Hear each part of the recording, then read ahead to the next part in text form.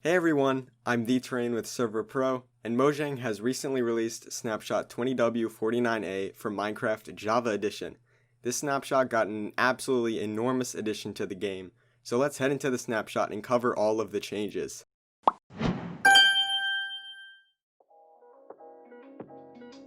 A new redstone component has been added in this version, the Skulk sensor. That's right, after weeks of hype, this block is finally released. This block looks like a slab, but it has a very unique feature. They can detect vibrations. These vibrations are classified as anything that causes physical motions, such as stepping, projectile shooting or landing, eating, opening blocks, and so on. But if you are sneaking, some of these actions, such as walking, will prevent vibrations from being emitted. These sensors can detect any vibrations within 8 blocks, and the hoe is the fastest tool to mine it. Also, they can be waterlogged. And if you want to prevent vibrations from being spread at all, you can place a wool block in front of it and your vibrations will be blocked. A new dripstone caves biome has been added in this snapshot as well.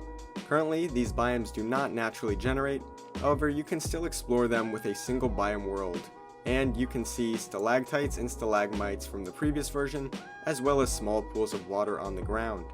There was also a bug in the previous snapshot which allowed copper blocks that are waxed to be oxidized.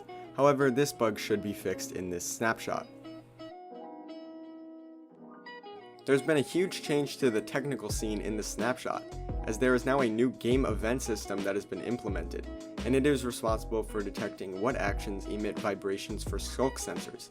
Some of these events include eating_start and eating_finish, wolf_shaking, container_open, swim and explode, and there's a lot of other ones.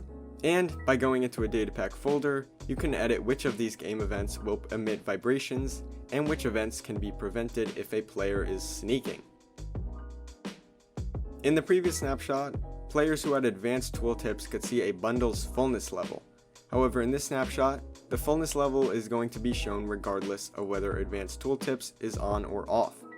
There was also a bug with the pointed dripstone not being correctly displayed on a player's hand in third person in the previous snapshot. However, this snapshot has fixed this bug, and the item should now display correctly inside of the player's hand. And that is it for the snapshot video. I did not go over all of the technical bug fixes, as I'd probably be here until next Wednesday doing so, but if you'd like to see all the changes, you can click the article link in the description to see them all. If you like this video, be sure to like and subscribe so you don't miss one of our many uploads every week. Also, if you made it this far in the video, comment bananas. Don't ask why.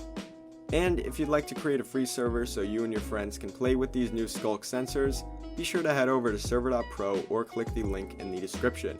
Thank you for watching. I'm The Terrain. Peace out.